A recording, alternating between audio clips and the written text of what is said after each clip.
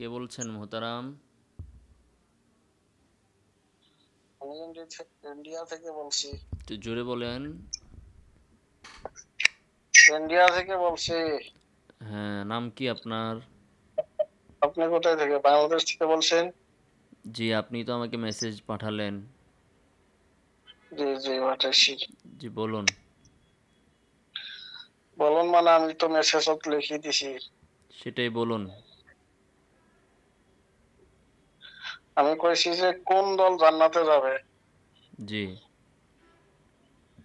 হাদিসত লেখা আছে কি? কোন দল জান্নাতে যাবে? হ্যাঁ। তো এই বিষয়ে আপনি হাদিস পড়েছেন? না, হাদিস পড়েন নাই? আমি হাদিস পড়ি নাই। মা আনা আলাইহি ওয়া আসহাবি, তারাই জান্নাতে যাবে। মানে?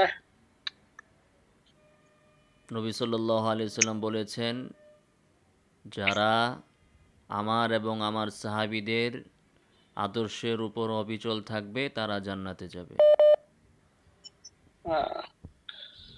কোন দলের নাম কই নেই যে আহলে হাদিস, দেওবন্দি, সুন্নি, ওয়াহাবি? এমন দলের নাম তো আমি পাই নাই, আপনি পাইলে আমাকে জানেন। আর নবীর কি বললেন আপনি? কি বলছি? দুইবার তো বলছি, আর কতবার বলবো? এবার রাখি। রাখবেন? আর কি করব? আপনি তো নাম খুঁজতেছেন, আহলে হাদিস না দেওবন্দি না ওয়াহাবি না বেরলভি, কারা জান্নাতে যাবে, কোন দলের নামটা হাদিসে লিখে দিছে না? আপনি এটা খুঁজতেছেন না? তো আচ্ছা ও। এমন কোনো হাদিস আমার কাছে নাই।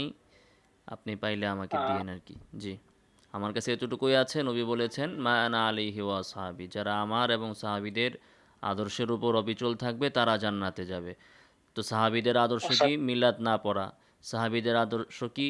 কিয়াম না করা। সাহাবিদের আদর্শ কি? ঈদ মিলাদুন নবী না করা, রাসূলকে আলিমুল গায়ব না জানা। তারপরে আজানের সময় রাসূলের নাম শুনলে চোখে আঙ্গুল হাতে ফু দিয়ে চোখে না মোছা, ইত্যাদি। সাহাবায়ে কেরাম যা করেন নাই সেগুলো না করা, সাহাবিদের আদর্শের উপর থাকা, যারা থাকবে তারাই জান্নাতে যাবে, ওয়াহাবি হোক যেই হোক। জি, আসসালামু আলাইকুম।